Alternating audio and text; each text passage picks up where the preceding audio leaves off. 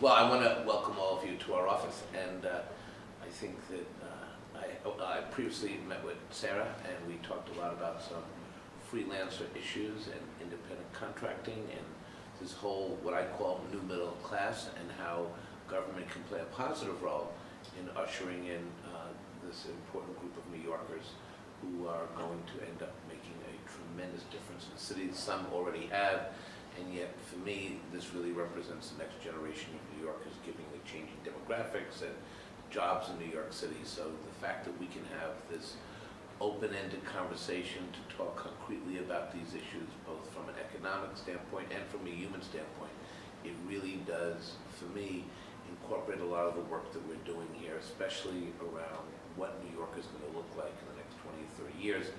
And that speaks to housing affordability, gentrification, the ability for people to enjoy what they do and their work and their life's work and their life's mission, as opposed to having to be in a job because they have to pay the rent.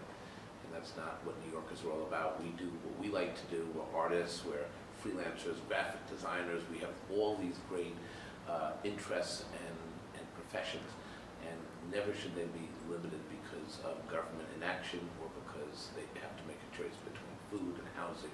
So I think this union represents an exciting part of New York's future, and I'm glad to be part of it today.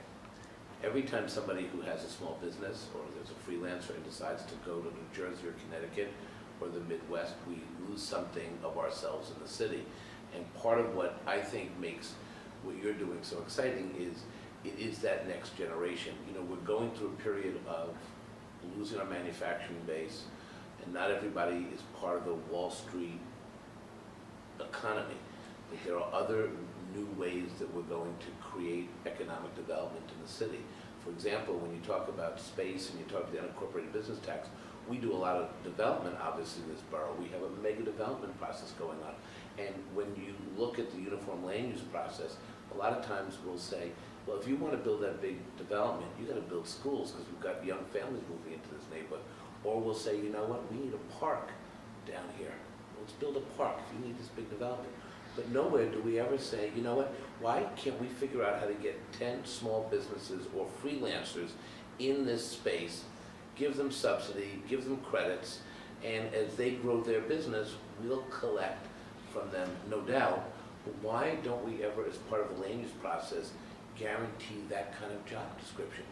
You look at a big production, or you look at the Tony Awards or some big event in New York, and you think, well, that, and the press talks about what that show did for the economy. But they talk about restaurants, and they talk about clothing stores and Macy's and Bloomingdale's, how they did well. But no one gets to see what the back of the store looks like. The costume designers, the makeup artists, the people who really create the show, but they're the freelancers. They're the people who come in for the show. They're the new business. And we're not doing anything to keep them here. When they leave, then the big shows will leave. And you know, that's what we have to worry about. It's